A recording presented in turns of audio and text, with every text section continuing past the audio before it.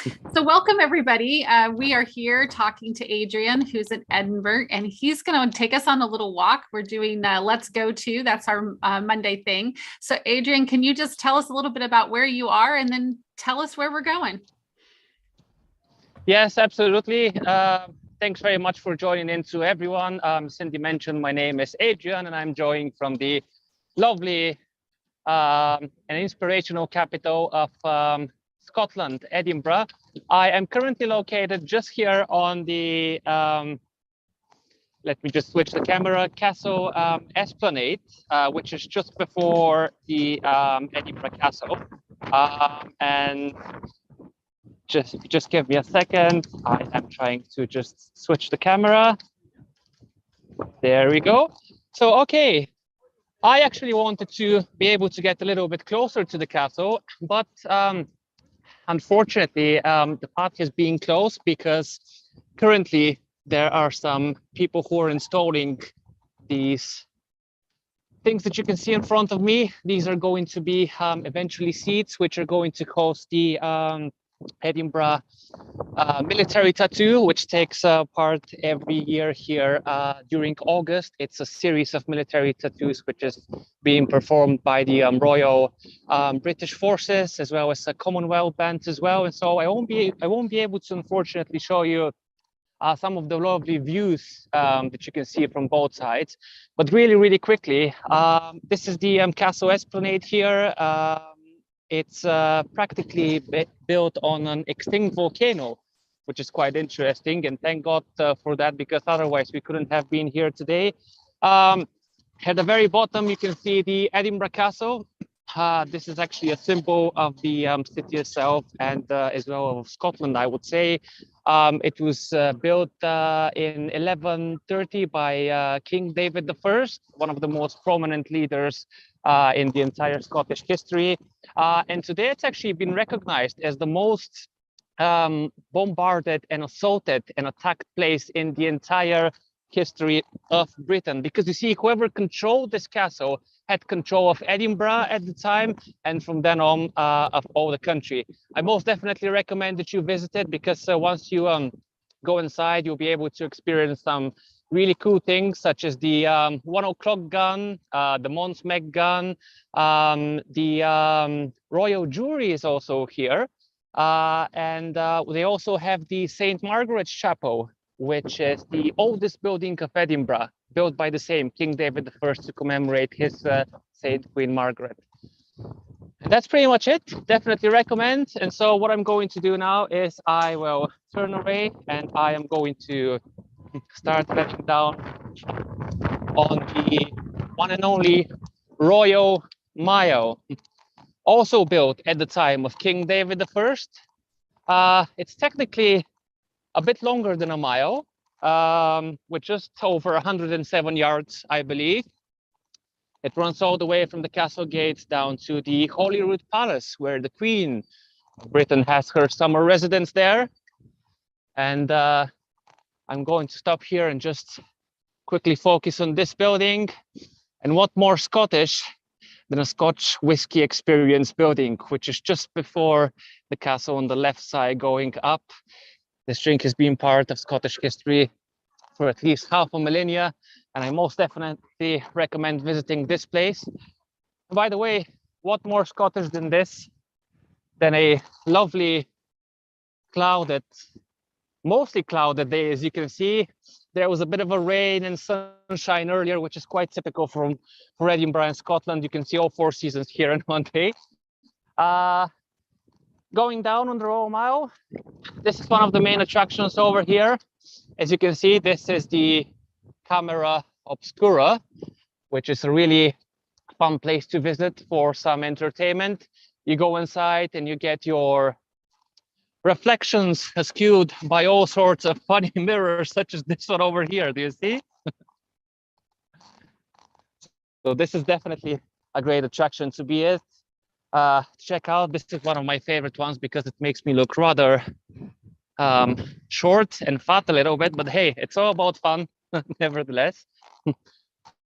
So as I'm walking down, I will show you in just a moment something quite spectacular as well.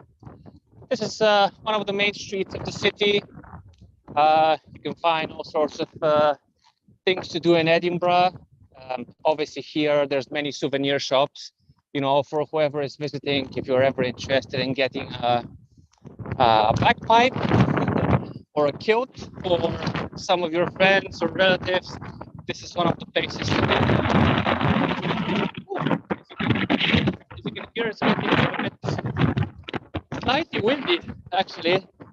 It almost blew my phone away from my hand. So again, Edinburgh is just showing its nature. And so if, by the way, at any point anyone has any questions, feel free to fire on and I'll be doing my best to answer them. Okay. So I'm stopping here for a moment as I would love to show you this impressive building over here called the Two Boot Kirk. Hoping that you can see it as clearly as possible. Some of the windows are actually covered in red, bright red. I don't know if you can see it, but it's really, really impressive. It was built in between 1839 and 1844. So the 19th century, and the purpose back in the days was for it to host the General Assembly of the Church of Scotland. And this is why it also became known as the Assembly Hall. In the year 2000, however, it was converted into a public place. And now they have a coffee here. They have some tickets for visitors and some other cool things that you can do inside as well. Sometimes there will be some markets that, you know, would host some really interesting things. And so definitely one of the symbols. And by the way, having a look at it again, it's quite impressive because its crown spire is just over 74 meters actually, sorry, which makes it one of the highest points of Edinburgh, the highest point of the Royal Mile for sure. Cool. And what I'm going to do now is I will take a right turn, something like a shortcut, to show you something interesting as well. As you can see here, by the way, this is a typical Scottish tartan shop where you get some bags, some hats, some kilts, and many other interesting things as well. I've mentioned up at the castle, just before we reach our next destination, that there is the military tattoo, which has been held here in August. And August itself is a really special month for Edinburgh because what is happening then is the Fringe Festival, the Edinburgh Fringe Festival, which is a cultural arts festival, and it hosts tens of thousands, literally tens of thousands of performances. And so it's really crazy to be here at that time because you can barely find a place to, you know, throw a needle in, especially here on the Royal Mile. I am currently on Victoria Terrace, which is just above the infamous Victoria Street, also built in the 19th century and named after Queen Victoria, who came to power in the 19th century.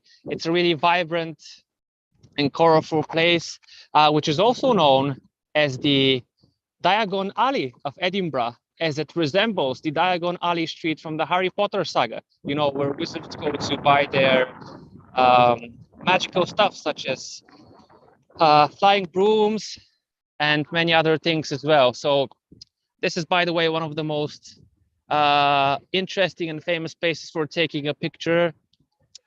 Chances are that if you ever see, you know, any images of Edinburgh, most of them would be taken here from the Victoria Street because it's just a really colorful and vibrant place. And so I most definitely recommend you check it out because there's again souvenir shops and you know, there's the Bertie's fish and chips. There's a couple of Harry Potter stores for you Harry Potter fans out there. There's a Harry Potter museum, and there's also the Enchanted Galaxy, which opened in 2019, fully dedicated to Harry Potter as well. So I am heading towards a really interesting symbol, I would say, of the city. But because Edinburgh, as I said, tends to be quite vibrant, and the city council as well make sure that the city has been developed. As you can see, there's been many developments done here, many repairs. There's a new tram line which has been introduced, which goes all the way to the airport of the city, by the way. And so people here are making sure that the city becomes a truly vibrant and European capital. This is the National Library of Scotland over here. I will just turn slightly to the left for you to experience it a little bit. As mentioned, that's a medieval city. Few places on the world create the impressions that, you know, it's as if they just came up or sprung from the ground, apart from Athens and Rome, of course, but Edinburgh is most definitely one of these places. It's a really interesting place. There's many restaurants, cafeterias. The main street of the city, of course, is called Princes Street.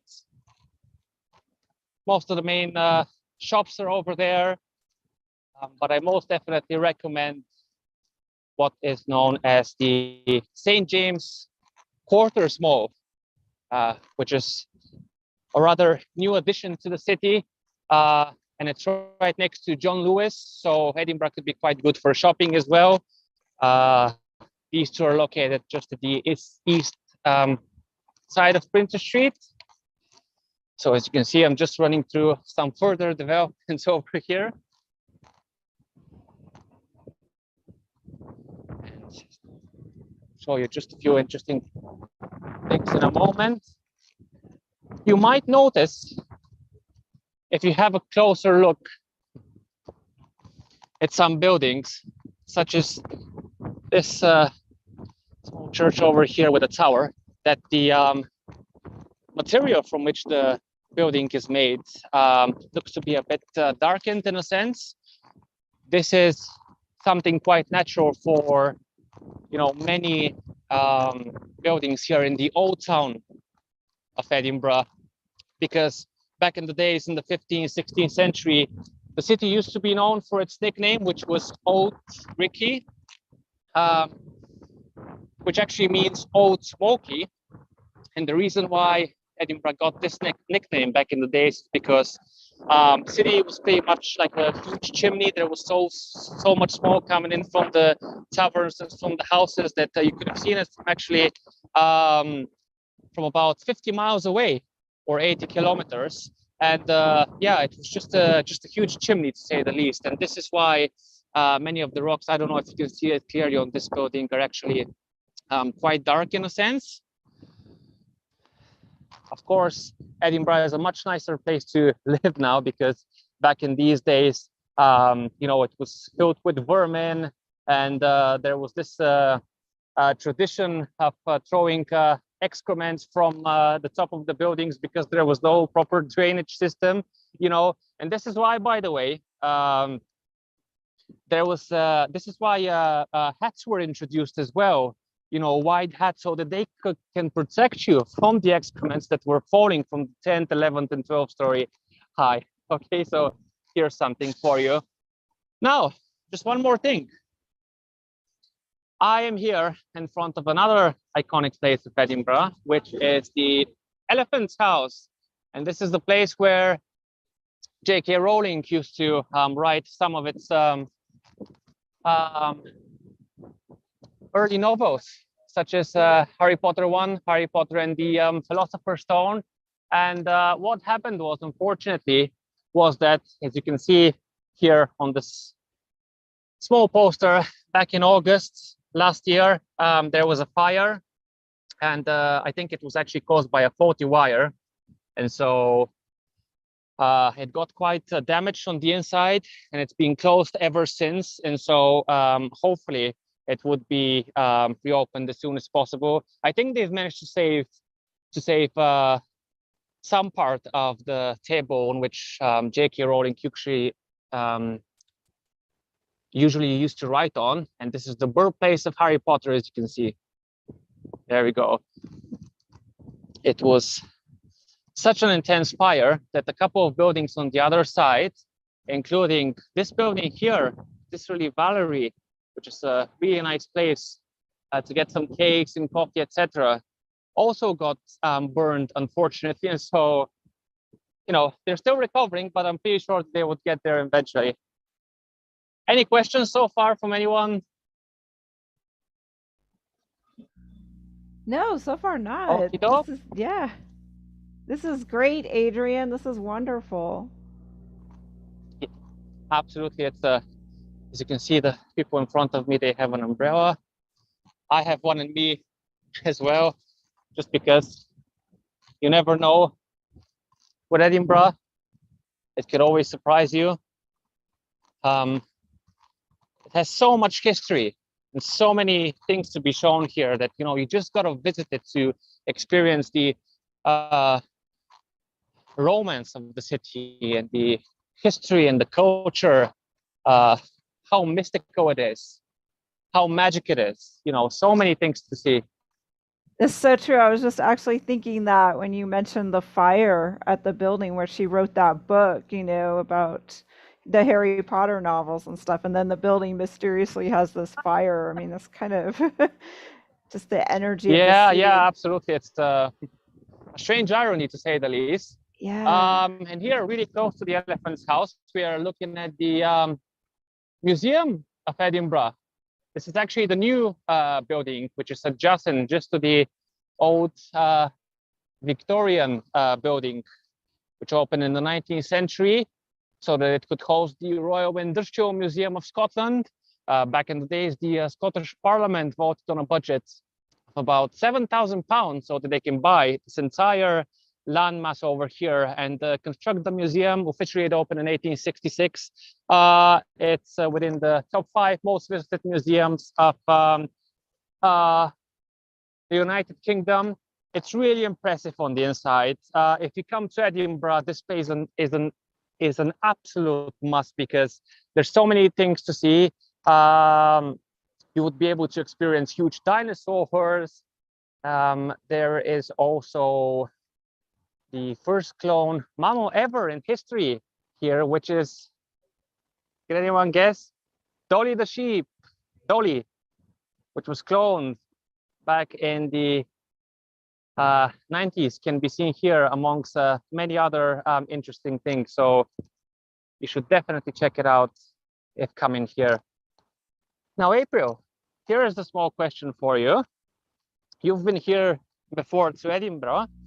And so I would like to ask if you can tell me, who are we looking at the moment?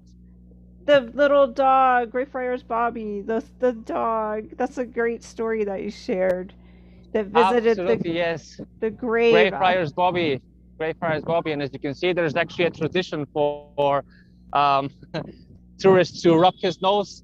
I think, in my personal opinion, he actually looks a little bit better like this with this kind of a goldish color to his nose. And because of his story, some places here have been named after him. There's the Greyfriars Bobby restaurant over here. The green shop over there in the corner is the Greyfriars Art Shop. And then further down, we can see, I don't know if you can see it, but actually there's a red sign over there just above the blue kebab house. So there is the Bobby's Kebab House, which is, again, quite funny and interesting in the same time, which means that, you know, people would always try to make money out of literally every single story. And so this is something you can most definitely also check out while you're here. There we go.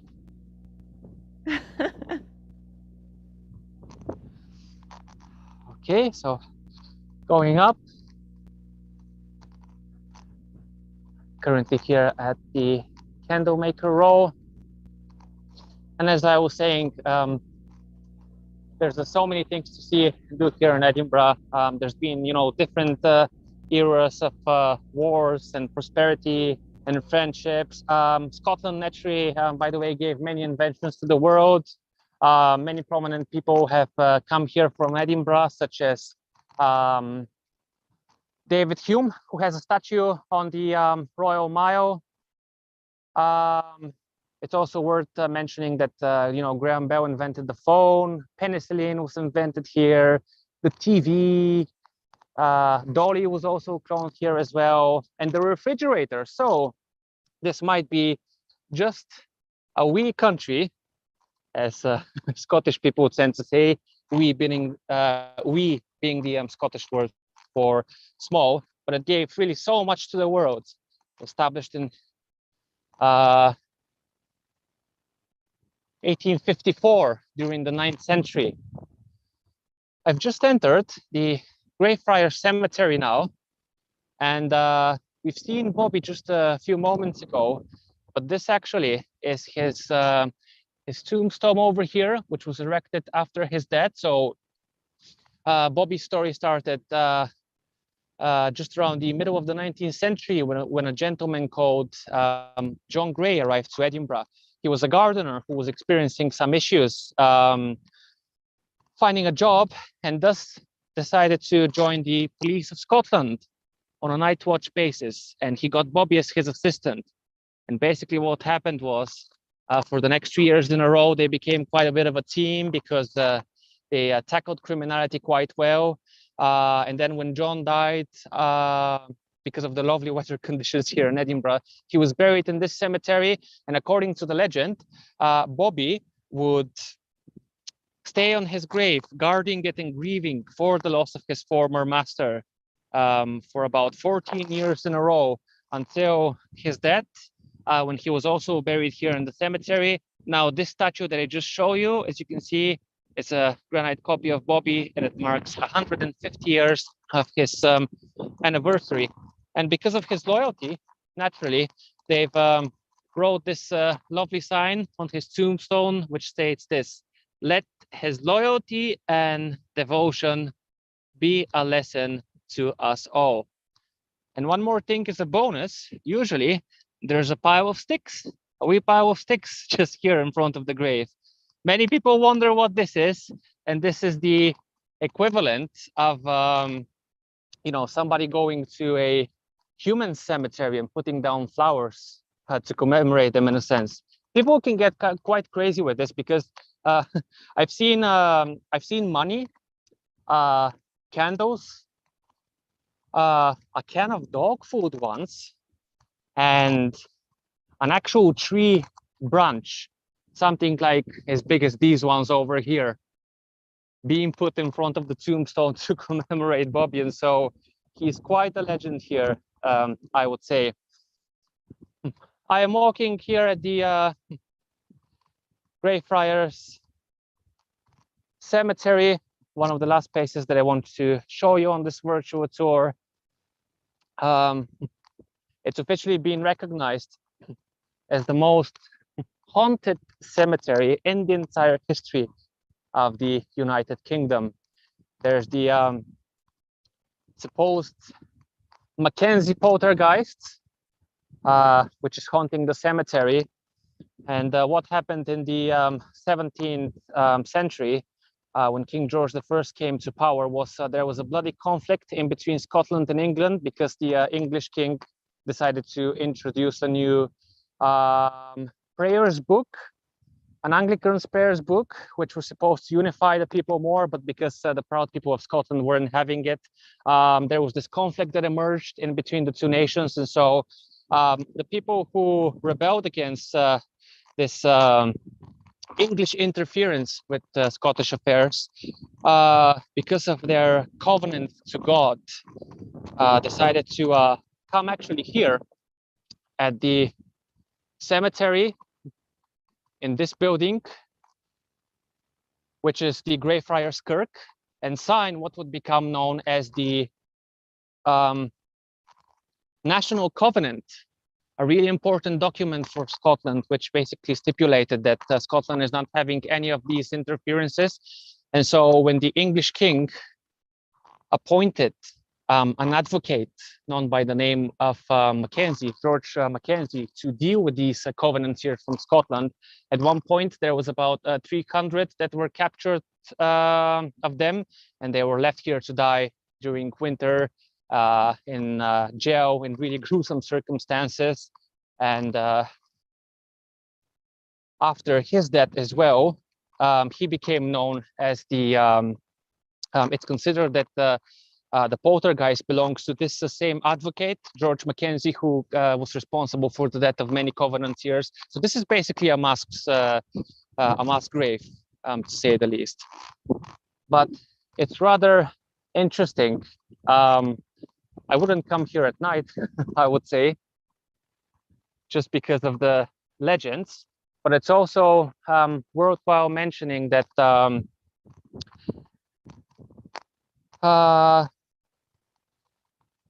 J.K. Rowling in the early 2000s would sometimes come here to this cemetery, and there's two people buried here. One is buried at the northmost part of the cemetery, and that person is known by the name of Riddle. And Tom Riddle, as we know, is the Lord Voldemort from the Harry Potter saga. And there is also somebody buried here known by the name of McGonagall.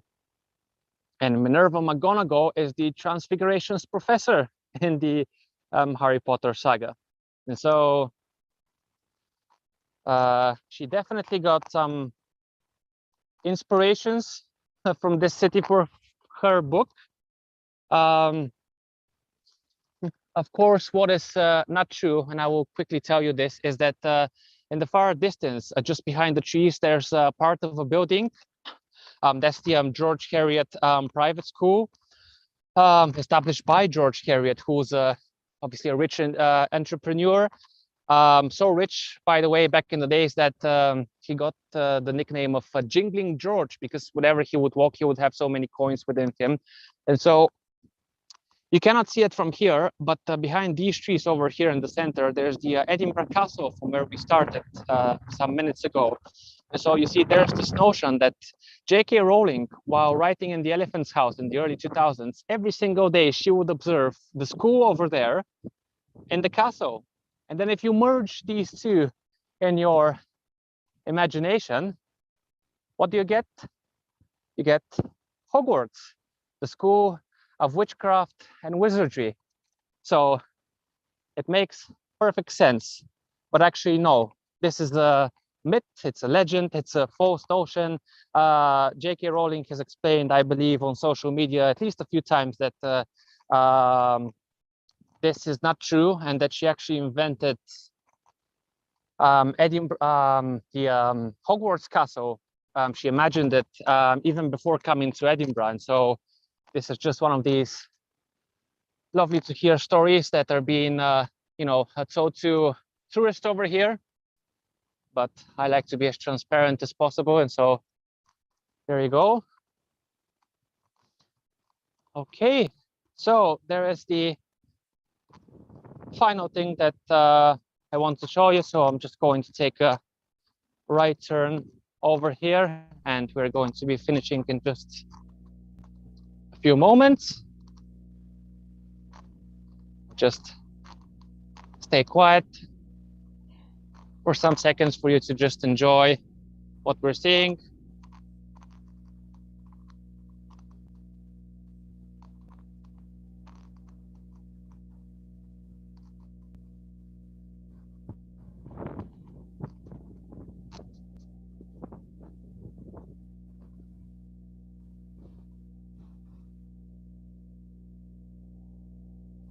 Okay, just another fancy church. So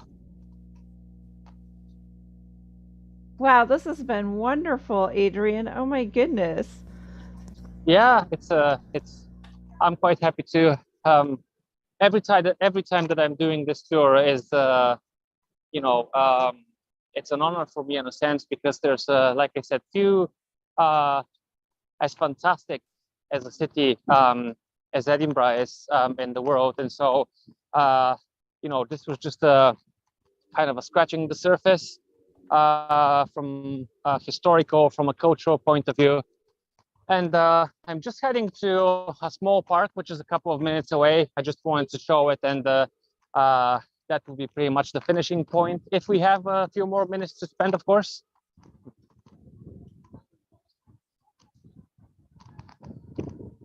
Because